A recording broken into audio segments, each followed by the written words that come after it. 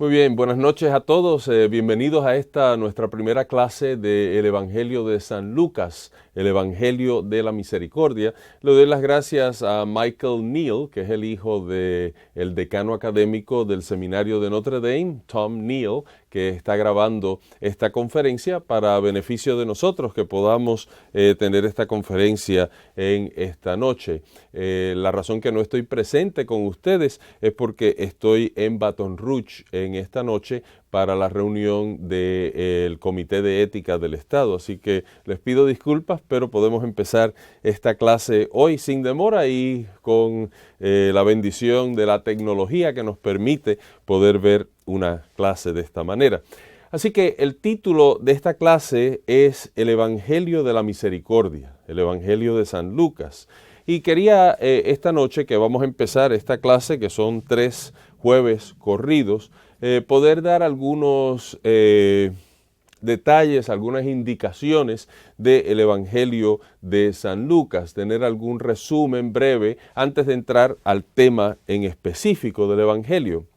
Como sabemos, el Evangelio de San Lucas fue redactado por un compañero de viajes del apóstol San Pablo. Lucas es mencionado en la Biblia como compañero de San Pablo y Lucas está escribiendo su Evangelio unos 50 años después de la muerte de Jesús. Así que esto es importante mantenerlo en mente. Recordemos también una cosa muy importante del Evangelio de San Lucas, es que Lucas escribe su Evangelio con la idea de que también hay una secuencia al Evangelio, hay como una segunda parte del Evangelio, que es el libro que le llamamos los Hechos de los Apóstoles. Este libro recoge la realidad de la iglesia primitiva, los primeros años de la iglesia. Así que eso es muy importante, recordar que el Evangelio de Lucas y los Hechos de los Apóstoles fueron escritos por el mismo autor. Esto lo vamos a mencionar más tarde también.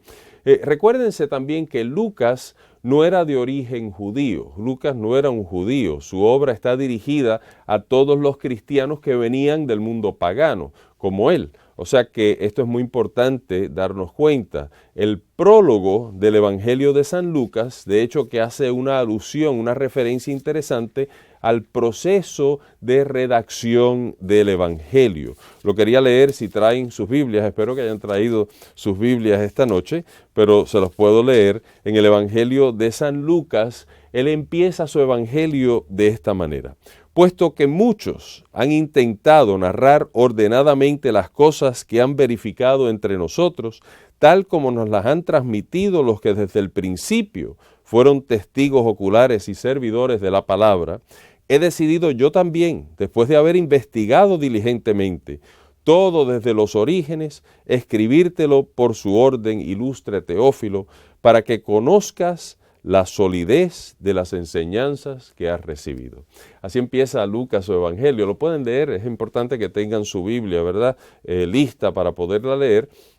Y Lucas lo que hace es que nos explica un poquito en ese comienzo del Evangelio cómo es este proceso de escribir un evangelio. Fíjense que comienza con la predicación de Jesús, los relatos reales, históricos, ¿verdad?, que Jesús estuvo envuelto, y después hay como una transmisión oral, se pasa de palabra en palabra, se cuenta, se habla, ¿verdad?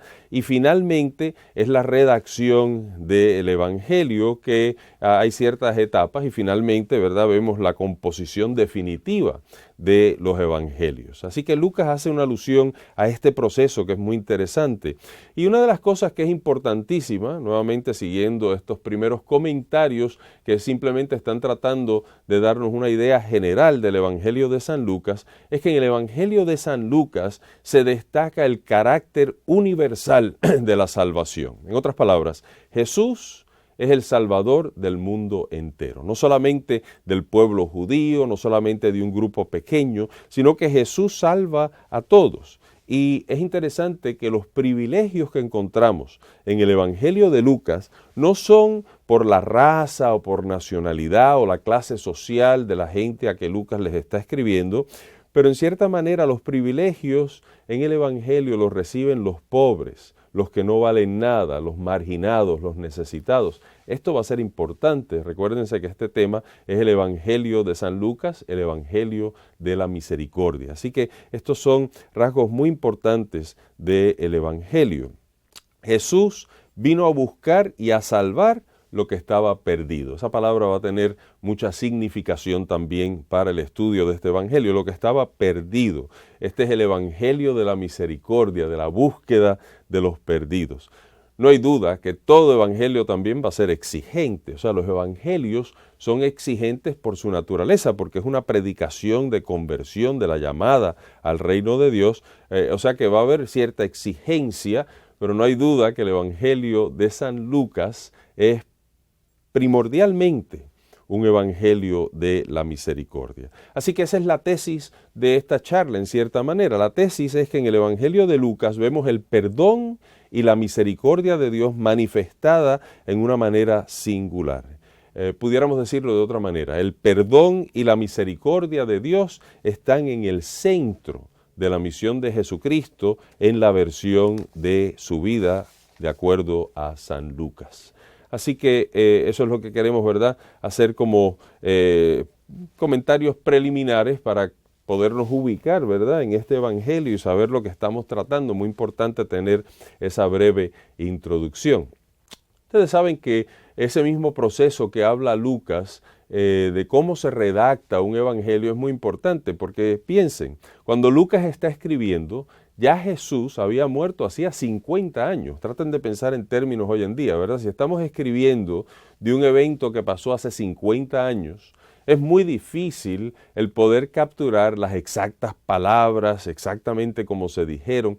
O sea que parte del estudio de la Sagrada Escritura muchas veces es tratar de identificar cuáles fueron las palabras genuinas del Señor, las palabras exactas, ¿verdad?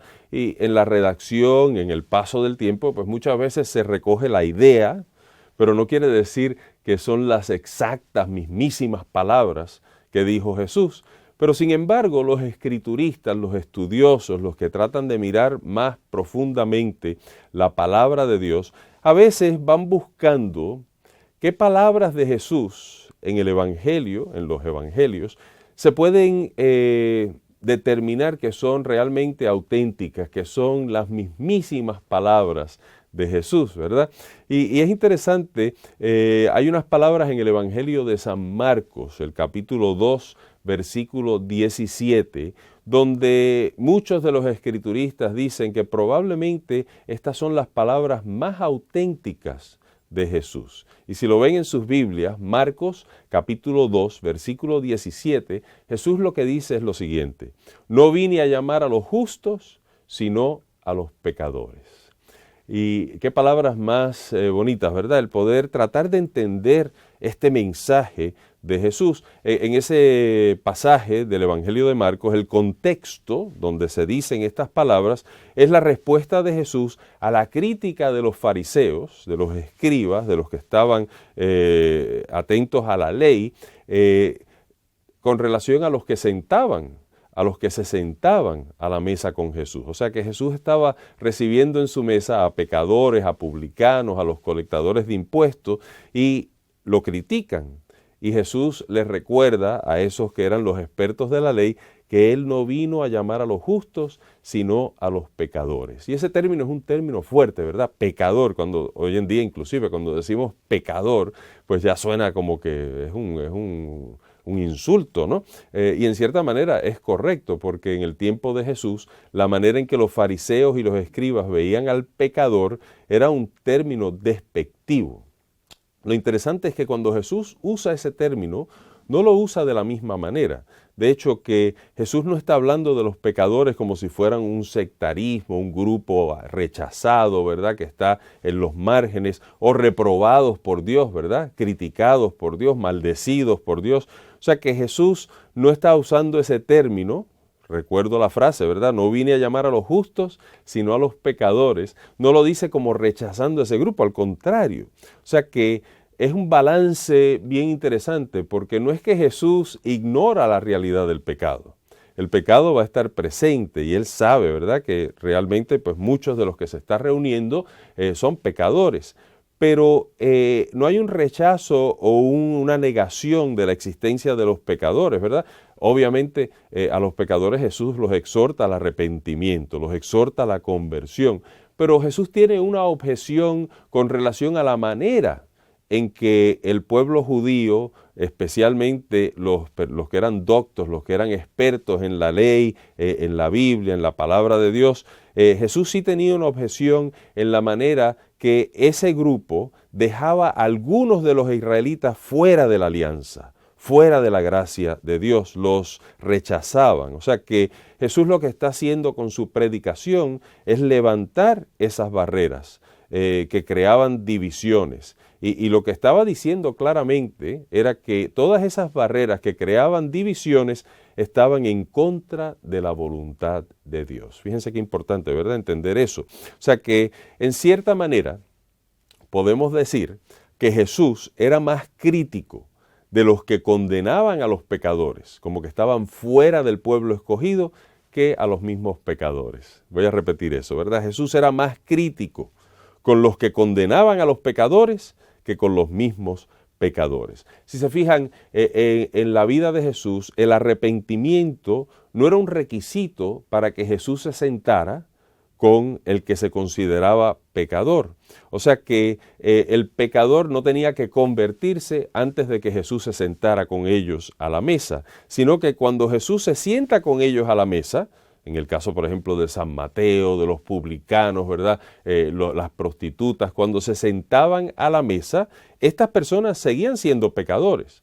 O sea que no había habido una conversión todavía. De hecho, que si hay una conversión, usualmente en el Evangelio, es posterior al encuentro con Jesús. Viene después del encuentro con Jesús. Viene cuando conocen a Jesús. O sea que ese gesto es muy importante. Jesús se sentaba con los pecadores y publicanos, se sentaba a la mesa. Así que esto es importantísimo para entenderlo, ¿verdad? De hecho, que ya en la iglesia primitiva había como un tema, un proceso para recibir el perdón de Dios, ¿verdad? El perdón que Jesús había traído. Y esto es importante verlo porque la iglesia primitiva inmediatamente lo conecta con el ministerio de Jesús. Veamos, por ejemplo, en el Evangelio de San Mateo, el capítulo 18, desde el versículo 15 en adelante, habla un poquito de esa realidad, ¿verdad? En ese capítulo dice lo siguiente, lo voy a leer. Si tu hermano llega a pecar, vete y repréndele, a solas tú con él. Si te escucha, habrás ganado a tu hermano. Si no te escucha, toma todavía contigo 1 o 2, para que todo asunto quede zanjado por la palabra de 2 o 3 testigos. Si les desoye a ellos, díselo a la comunidad. Y si hasta la comunidad desoye, sea para ti como el gentil y el publicano. Y ese mismo pasaje termina diciéndoles un poquito más adelante, donde están 2 o 3 reunidos en mi nombre, allí estoy yo en medio de ellos. En otras palabras, la iglesia primitiva describe una regla comunitaria para abordar los pecados de la iglesia. Había un procedimiento, ¿verdad?, donde hay 2 o 3 los testigos que podían testificar, la corrección fraterna, etcétera, nos recuerda esa realidad. En la carta también de San Pablo a los Colosenses, el capítulo 3, nos habla un poquito también de eso que se esperaba sobre la iglesia primitiva. Si ven en su Biblia la carta de San Pablo a los Colosenses, San Pablo les hace una exhortación, ¿verdad?, de lo que se esperaba en cuanto al perdón. Y esto es lo que dice, capítulo 3, versículos 12 en adelante. Revístanse pues como elegidos de Dios, santos y amados de entrañas de misericordia, de bondad, humildad, mansedumbre, paciencia, soportándose unos a otros y perdonándose mutuamente. Si alguno tiene queja contra otro, como el Señor les perdonó, perdónense también ustedes. Fíjense que ya en las comunidades primitivas este tema, la cuestión del perdón, permanece como un tema muy importante y de ahí vemos que están derivando de la propia enseñanza de Jesús. Esto fue lo que enseñó Jesús. O sea, que este tema del perdón y la misericordia, que eran temas importantísimos en la iglesia primitiva, surgen del mismo Jesús histórico, del Hijo de Dios que predica, que habla. Y en el Evangelio de Lucas, en el Evangelio de San Lucas, este tercer evangelio que estamos leyendo tan apropiadamente en este año de la misericordia, Lucas va a recoger estos temas, va a ampliar estos temas, va a ayudarnos a entender mejor estos temas. En cierta manera, pudiéramos decir que el tema de la misericordia y el perdón es como la totalidad del Evangelio de Lucas, abarca la totalidad de este Evangelio, se hace presente este tema en los momentos claves de la vida de Jesús. Y esto es muy importante verlo, ¿verdad? Esta primera clase que estamos viendo las bases, ¿verdad?, de este tema. Ya más adelante en las próximas clases vamos a profundizar en el tema del perdón y la misericordia y cómo nos afecta a nosotros, pero en la manera en que Lucas lo va desarrollando, ya desde el principio, este tema de la misericordia divina está presente en los momentos claves de la vida de Jesús en el Evangelio, inclusive antes de que Jesús llegue, ¿verdad? Ya desde el principio del Evangelio de Lucas, que sabemos que Lucas tiene la narración de la infancia de Jesús y antes de la infancia de Jesús, la preparación, ¿verdad? A través de Juan el Bautista. Recuérdense que Zacarías, el papá de Juan el Bautista, toda esa escena tan bonita, ¿verdad? La duda de Zacarías cuando Dios se le revela a través del ángel, ¿verdad? A diferencia de María, que María inmediatamente acepta, Zacarías duda y queda mudo, y se acuerdan toda esa escena, eventualmente recobra la posibilidad de hablar, pero cuando recobra la posibilidad de hablar, lo primero que hace Zacarías es esa oración tan linda que se llama el Benedictus. Esta oración la iglesia la reza todas las mañanas, en la oración de la mañana, y en esa oración Zacarías dice algo muy importante en el versículo 77, esto está en el primer capítulo del Evangelio de Lucas, dice lo siguiente: dando a conocer a su pueblo la salvación mediante el perdón de los pecados. Así que fíjense que ya desde el Benedictus ya se habla, ¿verdad?, este tema de la misericordia, del perdón de los pecados. En la predicación de Jesús, Jesús constantemente hablaba sobre este tema del perdón de los pecados. Puedo mencionarle algunos nuevamente, si tienen sus Biblias, pues me van a poder seguir en el capítulo 6 de Lucas, por ejemplo, en el versículo 37, dice Jesús lo siguiente: más bien amen a sus enemigos, hagan el bien y presten sin esperar nada a cambio. Entonces su recompensa será grande y serán hijos del Altísimo, porque Él es bueno con los desagradecidos y los perversos. Sean compasivos como su Padre es compasivo. No juzguen y no serán juzgados. No condenen y no serán condenados. Perdonen y serán perdonados. En el capítulo 7, un poquito más adelante, capítulo 7, versículo 42 y 47, Jesús habla también, ¿verdad? Un acreditor tenía dos deudores, uno debía 500 denarios y el otro 50. Como no tenían para pagarle, perdonó a los dos. ¿Quién de ellos le amará más? Y Simón, que es el que está hablando con Jesús, le dice: supongo que aquel a quien perdonó más. Y entonces Jesús se refiere, ¿verdad?, a la mujer que está presente allí, que era una mujer de mala reputación, y le dice: por eso te digo que quedan perdonados sus muchos pecados, porque ha mostrado mucho amor. A quien poco se le perdona, poco amor muestra. Nuevamente el tema del perdón en el Evangelio de Lucas. Un poquito más adelante también, en el capítulo 12, versículo 10, nos habla Lucas también sobre el perdón. A todo el que diga una palabra contra el Hijo del Hombre se le perdonará, pero al que blasfeme contra el Espíritu Santo no se le perdonará. Nuevamente ese tema del perdón muy presente en el Evangelio de San Lucas.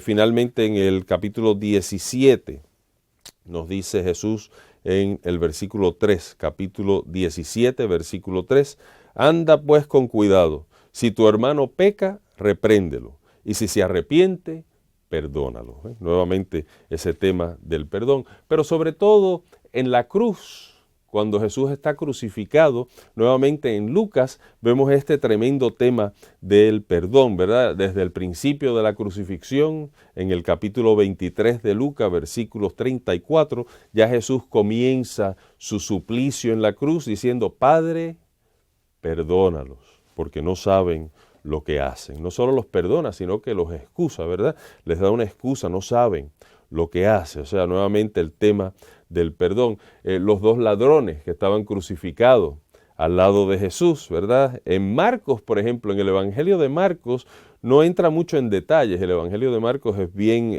simple, bien sencillo. Y lo único que dice Marcos es que habían dos ladrones crucificados al lado de él y los dos lo estaban insultando. Pero Lucas hace un paro, ¿verdad?, en esa escena de los dos ladrones e incluye esa narración, ¿verdad?, que conocemos como la narración del buen ladrón, y vemos como uno de ellos reconoce a Jesús como el Mesías. Señor, acuérdate de mí cuando estés en tu reino. Lo reconoce en el momento más bajo, en el momento más difícil, reconoce que Jesús es el Mesías esperado. Y se fijan que en esta escena de Lucas, Lucas desarrolla el tema mucho más. O sea, en vez de simplemente mantener los datos simples, como que habían dos ladrones crucificados que lo estaban insultando, Lucas entra en este detalle, ¿verdad?, que uno de los ladrones se arrepiente, uno de los ladrones ve algo especial en Jesús. Uno de los ladrones acude a Jesús en el momento de su suplicio también y lo reconoce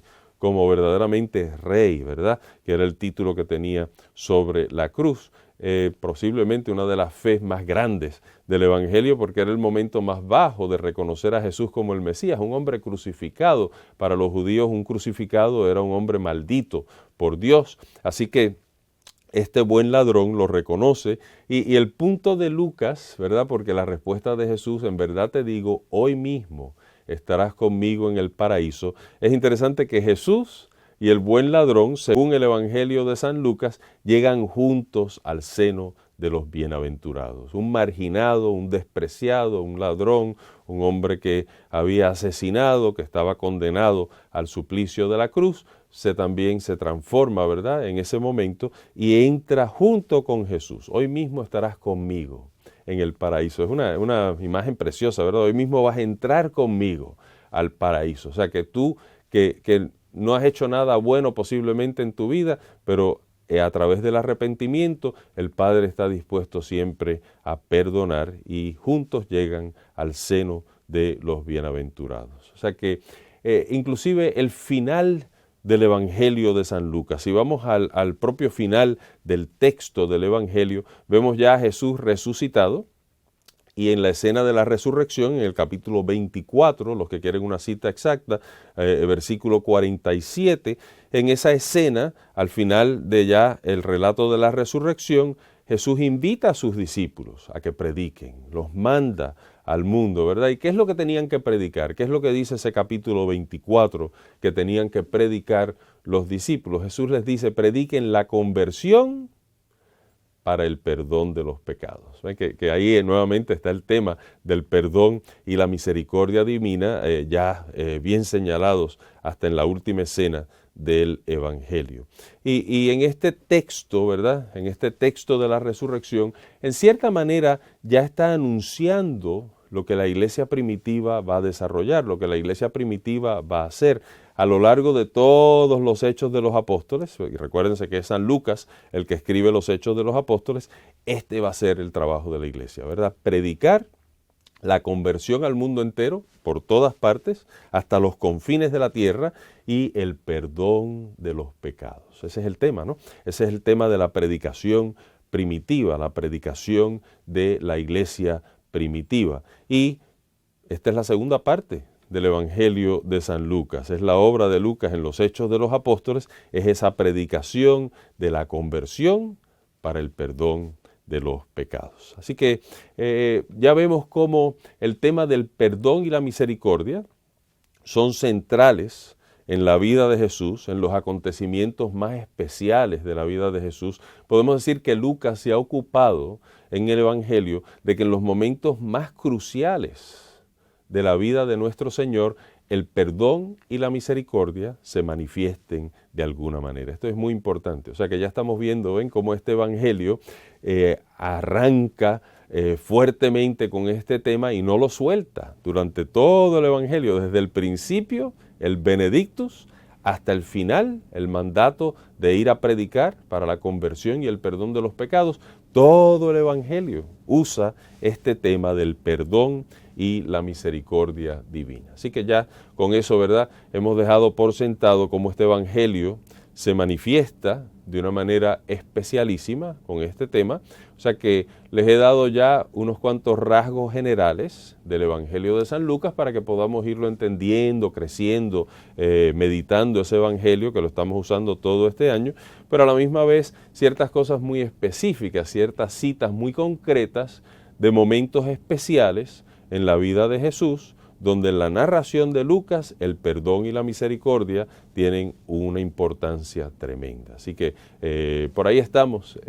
Si estuviera con ustedes, pues aquí pararía un minutito para ver si habían preguntas, si habían dudas, pero desgraciadamente pues no podemos hacer eso a través de esta grabación, pero sí pueden ustedes internamente, si tienen algunas preguntas, si tienen algunas dudas, pues pueden ir viendo cuáles son esas preguntas que se suscitan y ya la semana que viene que vamos a estar reunidos, si Dios lo permite, pues entonces vamos a poder entrar un poquito más de lleno en esas preguntas que pueden estar teniendo ustedes ahora. Así que lo único que nos falta ahora en esta conferencia de esta noche es entonces no solo hablar de los rasgos generales del Evangelio, no solo de los momentos específicos en que el Evangelio de Lucas manifiesta en la vida de Jesús y a través de la vida de Jesús el tema del perdón y la misericordia, sino que tenemos la oportunidad de hacer algo muy especial, de recordar también que en el Evangelio de San Lucas,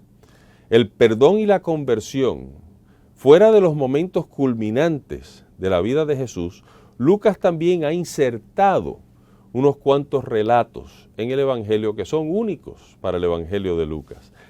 Algunos de estos relatos que vamos a hablar ahora, si ustedes ignoran el Evangelio de Lucas, si nunca leen el Evangelio de Lucas, si solo leen Mateo, Marcos y Juan, nunca hubieran escuchado estas historias, ¿me entienden? O sea que son exclusivamente de San Lucas, pudiéramos decir exclusivamente lucanos. Estos son pasajes, narraciones, parábolas que solamente Lucas los tiene en su evangelio. O sea que no hay ninguna otra fuente, no hay ninguna otra anécdota, ningún otro evangelio cubre estas historias y pues por eso son tan importantes. O sea que estos pasajes son importantísimos para poderlos entender y poder entender este tema mejor. El primer pasaje que es exclusivamente de Lucas, exclusivamente en el Evangelio de Lucas, este nombre o este pasaje, esta narración, no la van a encontrar en Mateo, no la van a encontrar en Marcos, no la van a encontrar en Juan. O sea que están ausentes de esos otros evangelios. La primera que quería comentarles es la conversión de Zaqueo. Este es un pasaje muy interesante. A mí me gusta mucho, en cierta manera, en muchas maneras. Está en el capítulo 19 de San Lucas, los versículos del 1 al 10. Repito, capítulo 19, versículos 1 al 10. Los que tienen su Biblia, los que no las trajeron hoy, traigan su Biblia la semana que viene.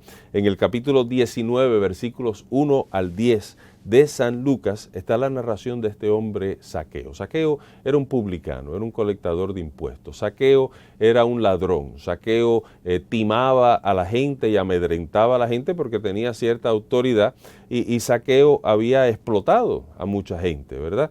Y se entera que Jesús de Nazaret va a pasar por cerca de su casa. Y Zaqueo, nos dice el Evangelio de Lucas, era corto de estatura, era pequeño. Y como no podía ver a través del gentío, nos podemos imaginar casi, ¿verdad? Cuando tenemos multitudes en la ciudad, el tiempo de Mardi Gras, por ejemplo, cuando hay una parada, pues la parada por lo menos las carrozas son arriba y uno puede mirar, pero Jesús iba caminando como cualquier otra persona, iba caminando por la tierra, ¿verdad? Y Zaqueo sabía que con la multitud que había presente para recibir a Jesús, si no hacía algo no iba a poder ver a Jesús. Y lo que hace es que se trepa en un árbol, empieza a subir un árbol para poderlo ver desde el árbol. Y nos dice el Evangelio de Lucas que Jesús se detuvo y se dio cuenta que había alguien que lo estaba tratando de mirar de una manera especial, reconoce a Zaqueo y en el Evangelio de Lucas nos habla que Jesús lo llama a que baje del árbol porque se quiere hospedar en su casa esa misma noche. O sea que es un relato dramático, ¿verdad? Porque es la historia de un hombre pecador, de acuerdo al pueblo de Israel ciertamente, pero esto no obstruye o no impide que Jesús se acerque a él, que Jesús le hable, que Jesús le diga inclusive que se va a quedar en su casa. O sea que hay hasta cierto tono jocoso, ¿verdad? Humorístico, como diciendo tanto esfuerzo y esta noche me vas a ver de cerca porque voy a estar contigo en tu propia casa. O sea que Jesús se hospeda con este hombre que es un reconocido pecador público, ¿verdad? Por su trabajo. Y vemos entonces que a través de este acercamiento de Jesús ocurre algo maravilloso, ¿verdad? Zaqueo siente que se convierte, que cambia de vida, que ve algo especial en el llamado que ha recibido y esta conversión no es solamente una conversión de palabra, sino que el Evangelio de Lucas nos dice claramente que las acciones de Zaqueo van a cambiar, que Zaqueo ahora va a actuar de otra manera, que tiene consecuencias prácticas su conversión. Y Zaqueo dice, ¿verdad?, lo que va a hacer, le va a devolver todo lo que ha robado, lo va a devolver, no va a defraudar a nadie, va a volver al camino, ¿verdad?, que Dios le ha propuesto a través de Jesús de Nazaret. Y entonces Jesús inmediatamente manifiesta el perdón y la misericordia. No hay como un reproche, no hay discusión, sino que Jesús inclusive en ese evangelio, nuevamente capítulo 19, versículos del 1 al 10 en Lucas,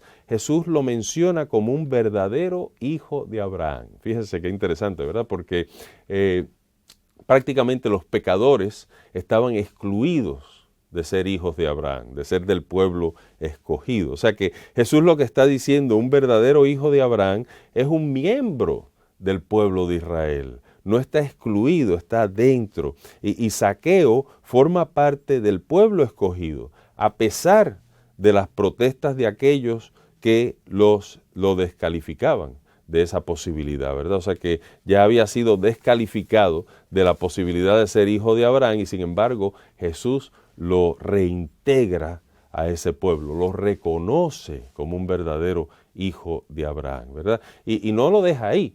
Jesús inclusive en el pasaje de Zaqueo vuelve a repetir o vuelve a decir, hoy ha llegado la salvación a esta casa, ¿verdad? O sea que ahora Zaqueo ya se puede incorporar a la comunidad del pueblo de Dios. Es bienvenido nuevamente a ese pueblo de Dios. Pero fíjense en los detalles, ¿verdad?, de esa narración, porque es una narración preciosa de cómo alguien que estaba excluido oficialmente del pueblo de Israel, ahora puede reintegrarse a través de la palabra de perdón y de misericordia de Jesús y a través de sus obras de recapacitar, de cambiar, de convertirse. Así que esa parábola, esa escena, ¿verdad?, de Zaqueo es preciosa, no es una parábola, es una escena, ¿verdad?, de la vida de nuestro Señor. Ahora pasamos a un par de parábolas que sí son enseñanzas de Jesús, que son exclusivamente de San Lucas. Nuevamente, estas son narraciones que no las van a encontrar en Mateo, no las van a encontrar en Marcos y no las van a encontrar en Juan. Son exclusivas de San Lucas. Y esta sí la van a reconocer inmediatamente, mucho más que el pasaje de Zaqueo, como una escena preciosa, ¿verdad?, de la prédica de Jesús. Y esta es la parábola que conocemos como la parábola del buen samaritano. Me imagino que algunos de ustedes ya estaban esperando quizás esa parábola. Esta es una parábola exclusiva de San Lucas. Y fíjense que es una parábola importantísima, ¿verdad? La mencionamos hasta en nuestro hablar diario, ¿verdad? Ese es un buen samaritano, lo decimos a veces. Hay hasta ministerios y hay hasta organizaciones, ¿verdad?, que usan el término del buen samaritano que viene del Evangelio de San Lucas. Está en el capítulo 10, versículos 25 al 37 de San Lucas. Así que para los que tienen su Biblia pueden mirar este lindo pasaje. Y nuevamente, como todos los pasajes bíblicos, es siempre importante ver el contexto, ¿verdad? ¿De dónde viene este pasaje? ¿De dónde sale la parábola del buen samaritano? Y el punto de partida es una pregunta que le hacen los doctores de la ley a Jesús. Específicamente, un doctor de la ley viene a donde Jesús y lo que quería era justificarse, ¿verdad? Porque los judíos tenían un debate de quién era el prójimo. ¿Quién era el prójimo para uno? ¿A quién había que prestarle atención? ¿A quién había que ayudar? ¿Verdad? Y esa es la pregunta que le hace este doctor de la ley. Le pregunta a Jesús, ¿quién es mi prójimo? En otras palabras, ¿a quién tengo que considerar como alguien que le tengo que prestar atención? Esa era la pregunta, ¿no? Porque en nuestra fe, decía el doctor de la ley, no todos son parte de esos que debemos considerar nuestro prójimo. Los que no eran judíos, por ejemplo, estaban excluidos de esa categoría para el judío práctico, ¿verdad? El que iba a profesar su fe. O sea que para el judío, todo miembro del pueblo de Dios era prójimo, pero más nadie. O sea que habían gente excluida. Fíjense que nuevamente el tema esa de la exclusión, de la marginalidad, de dejar a gente fuera del pueblo escogido, es también un tema que se presenta en esta parábola del buen samaritano. Y entonces en esta parábola básicamente Jesús cambia el significado de quién es el prójimo, porque en la parábola del buen samaritano, básicamente toda persona que se aproxima a los demás con amor es el verdadero prójimo. Aunque sea un extraño, aunque sea un extranjero, aunque sea odiado por el pueblo judío, como eran los samaritanos no se entendían con los judíos y es el samaritano el que muestra ese amor, esa compasión por los demás. Y fíjense que la pregunta se invierte en ese evangelio, en esa parábola. En otras palabras, el doctor de la ley viene a Jesús preguntando, ¿quién es mi prójimo? Y la respuesta que recibe es al revés a eso, es cómo puedes ser tú prójimo para los demás. O sea que en la parábola del buen samaritano vemos que el que es odiado por el pueblo judío, el samaritano, es el que tiene un corazón compasivo. Aquí se van manifestando ya las características de Jesús, ¿verdad? Es Jesús que ya para Lucas una de esas características importantísimas es la compasión y la misericordia. El samaritano se compadece, tiene misericordia del que sufre, atiende al que sufre, surge hacia el que sufre para ser prójimo de ese que está sufriendo. Y esta realidad, lo que nos está recordando Jesús en la parábola del buen samaritano, es que tiene que manifestarse en la vida del discípulo. Fíjense que esta parábola termina con una invitación. Cuando el maestro de la ley, el doctor de la ley, hace la pregunta, ¿quién es mi prójimo?, Jesús le da una respuesta con la linda parábola del hijo pródigo, que es, en cierta manera, es una parábola que escandaliza al judío, porque ¿cómo un samaritano va a ser tan compasivo, tan bueno, si son los que están excluidos del pueblo, son los odiados por el pueblo judío?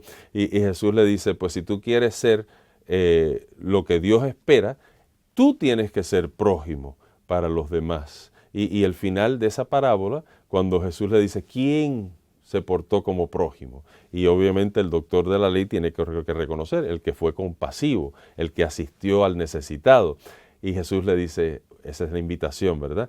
Pues ve y haz tú lo mismo, ¿verdad? O sea que el discípulo tiene que aprender a hacer lo que hace Jesús, las características de Dios, la compasión, la misericordia. O sea que si no hacemos eso, no estamos siendo prójimos y la pregunta de quién es mi prójimo pierde toda importancia y toda relevancia. Así que esa es una segunda parábola, un segundo pasaje en el Evangelio de Lucas que nos recuerda muy importantemente esos dos temas del perdón y la misericordia. Finalmente, la última parábola que vamos a discutir hoy es una parábola muy conocida en el Evangelio y nuevamente, les repito, es una parábola que existe solamente en el Evangelio de San Lucas. Nuevamente, no está en Mateo, no está en Marcos, no está en Juan. Esta parábola es exclusiva del texto de San Lucas.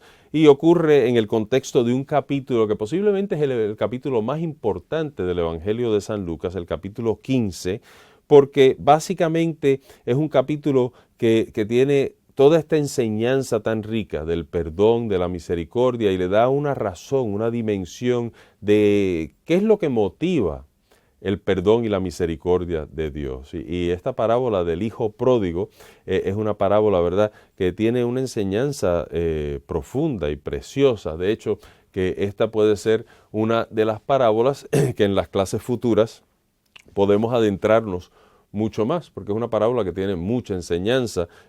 Hoy en esta clase pues simplemente darle el contexto al Evangelio, que esta es una de las parábolas exclusivas de Lucas y que nos da mucha enseñanza, pero obviamente no vamos a poder entrar en detalle en la parábola esta noche, pero sí podemos dar, ¿verdad?, unos rasgos generales de esta preciosa parábola del hijo pródigo. Algunos escrituristas dicen que no se debe llamar la parábola del hijo pródigo porque el hijo no es el que es pródigo, ¿verdad?, sino que es el padre, que es el padre misericordioso. Quizás debiera ser la parábola del padre misericordioso, ¿verdad? Un gran escritor espiritual, Henry Nouwen, en su libro El regreso o el retorno del hijo pródigo, un libro muy bonito para leer, Henry Nouwen dice que en realidad el mensaje de esta parábola es tratar de ser más como el Padre, es tratar de identificarnos con el Padre. Así que el Padre es el centro de esta parábola de Jesús. El contexto de la parábola es que los publicanos y los pecadores se estaban acercando a Jesús para escucharlo. Y cuando los fariseos y los escribas ven a todos estos pecadores y publicanos que se acercaban a sentarse con Jesús, a escuchar a Jesús, empezaban a murmurar, ¿verdad? Ellos murmuraban sobre esto. Y entonces Jesús, ante la murmuración de la gente, ¿verdad?, que estaba encargada del pueblo judío, especialmente de los aspectos religiosos, Jesús se molesta en cuanto a eso, ¿verdad? Y entonces en este capítulo, en ese contexto, empieza a dar ciertas parábolas, ciertas ideas, ¿verdad?, que poquito a poco van calando hasta que llega el punto culminante, es con la parábola del hijo pródigo. Fíjense que Jesús comienza con la parábola de la oveja perdida que ¿verdad?, se pierde una y el pastor deja las 99 para buscar la que se perdió, ¿verdad? Es una parábola de misericordia también, de ir a buscar al que se pierde. Después le sigue en ese capítulo la moneda perdida. Jesús habla de la moneda perdida y cómo se busca esa moneda hasta que se encuentra y el regocijo que hay por el encontrar nuevamente esa moneda. Y finalmente, después de esas dos parábolas, viene la parábola del hijo pródigo. Pudiéramos decir el hijo perdido, ¿verdad? O sea que si está la oveja perdida, la moneda perdida, este es el hijo perdido. Y nuevamente, si se fijan en estas parábolas del capítulo 15 de Lucas, el tema es la búsqueda y el encuentro de lo que estaba perdido. Ese es el tema que sobresale aquí, ¿verdad? O sea que la afinidad de estas parábolas, de este grupo de parábolas, ¿verdad?, que les he mencionado, la oveja perdida, la moneda perdida, el hijo perdido, es precisamente lo que las reúne, es la justificación de una actitud de acogida, de una actitud de misericordia de Jesús con respecto a los pecadores. O sea que Jesús va a rescatar, a buscar, a tratar de recobrar lo que se ha perdido, ¿verdad? Y en esta parábola tan linda del hijo pródigo es interesante, en la película que salió en el 1977-78 de Jesús de Nazaret de Zeffirelli, si ven esa película, la narración de la parábola del hijo pródigo, Zeffirelli, que es un director de cine italiano, lo que hace él es que pone la parábola del hijo pródigo en el contexto de la cena que da San Mateo en su casa. Mateo, que era un publicano, un colectador de impuestos, Jesús se acerca y es interesante, en la película de Jesús de Nazaret, yo les recomiendo que la vean, esta escena es muy bonita porque el que está enemistado con Mateo es Pedro, San Pedro, que no quiere ir a la casa de un pecador. Pedro, que es judío y no quiere ir al que le estaba quitando los impuestos, ¿verdad? Y entonces Jesús narra la parábola del hijo pródigo en el contexto de la reconciliación de Mateo y Pedro. Esa escena es muy bonita en esa película, no está en la Biblia, o sea, es una interpretación del director de la película, pero pega con el tema, porque precisamente lo que Jesús está tratando de hacer en la parábola del hijo pródigo es reconocer que el que estaba perdido, el que el pueblo no aceptaba, el que estaba marginado, el que estaba en los márgenes de la sociedad, el que no era un hijo de Abraham, el que estaba condenado por el pueblo judío, va a ser precisamente el que él va a buscar, el que él va a acudir, ¿verdad? Entonces, el hijo pródigo, en cierta manera, manifiesta esos personajes. Obviamente, el padre es Dios, el Padre Celestial. El hijo joven, el hijo pródigo, el hijo perdido, es el que está, ¿verdad?, en pecado, el que cae en pecado, el que tiene dificultades en su vida. Pero el hijo mayor, no pierdan de vista al hijo mayor, porque a muchas personas le intriga el hijo mayor, y es un personaje muy importante en esa parábola también, porque recuerden que el hijo mayor representa al pueblo de Israel. Este es el pueblo que no aceptaba a los forasteros, que no aceptaba al marginado. O sea que el hijo mayor va a ser una persona clave, como vamos a ver más adelante en esta linda parábola. O sea que aquí está Jesús con su acogida misericordiosa a los pecadores. Y la parábola del hijo pródigo lo que está haciendo es que nos está invitando a abrirnos a cierta imagen de Dios. Jesús, cuando se sentaba a la mesa, no era una mesa cerrada, no era una mesa que solo algunos podían venir, no era una mesa limitada, todos estaban invitados a la mesa de Jesús. Eso es una imagen muy fuerte, ¿verdad? Porque Jesús comía mucho, le gustaba comer, y en su mesa no había restricción de quién se podía sentar todo el mundo, ¿verdad? Y recuérdense, como decía anteriormente en la charla de hoy, no era un requisito cambiar de vida para sentarse a la mesa con Jesús. Jesús aceptaba al que quisiera venir.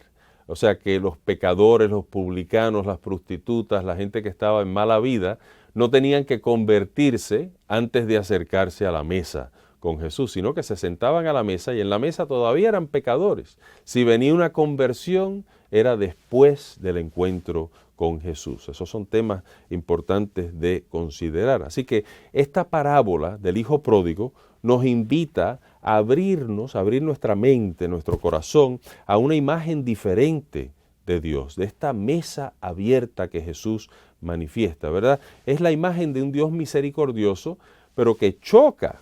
Es una imagen que choca. Todas estas parábolas chocan con una cierta idea de la justicia de Dios, de cómo Dios es justo, ¿verdad?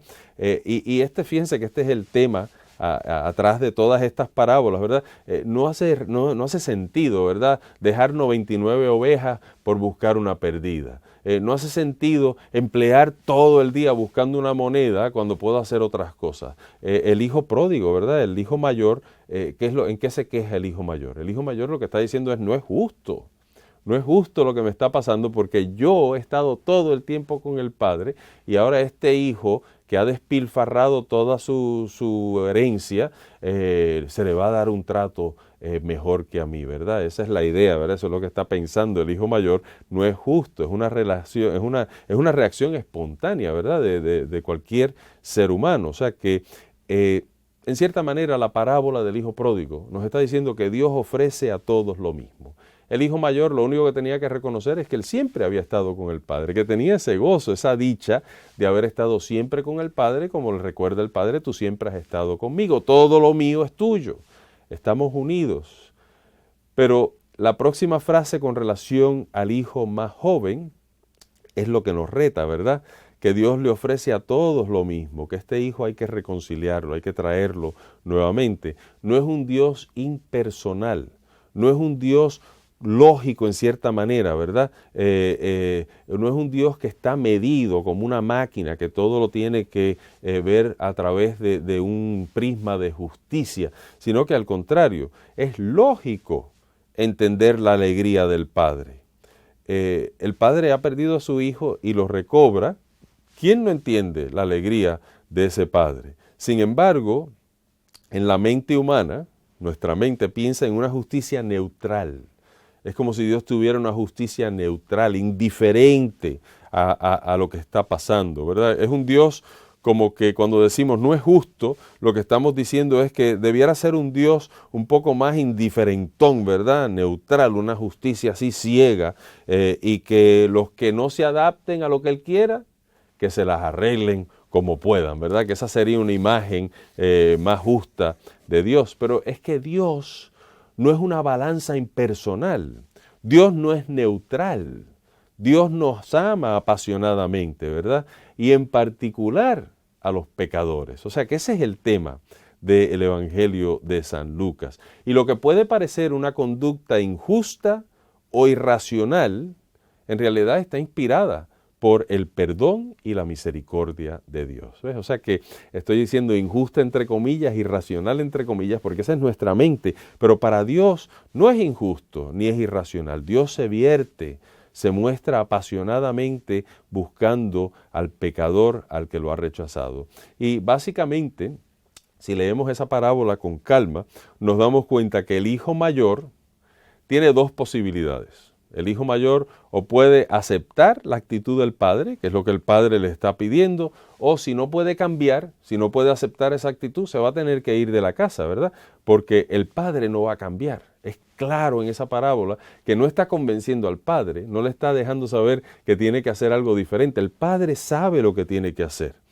Y en cierta manera, lo que es bien lindo de esta parábola es que termina sin una conclusión. Esta parábola no termina, ¿verdad? El final de esta parábola es el hijo mayor a la entrada de la casa y en realidad no se sabe qué va a hacer, si va a entrar o si se va a quedar fuera. Fíjense qué interesante, ¿verdad? Porque la parábola requiere una decisión personal. Dios nos está invitando a perdonar como Él, a ser misericordiosos como Él, que tenemos que imitar a este Padre, ¿verdad? La imitación del Padre. Y por eso esa parábola es tan linda. En el capítulo 6 de San Lucas, y con esto ya vamos terminando la charla de hoy, desde el versículo 26 en adelante,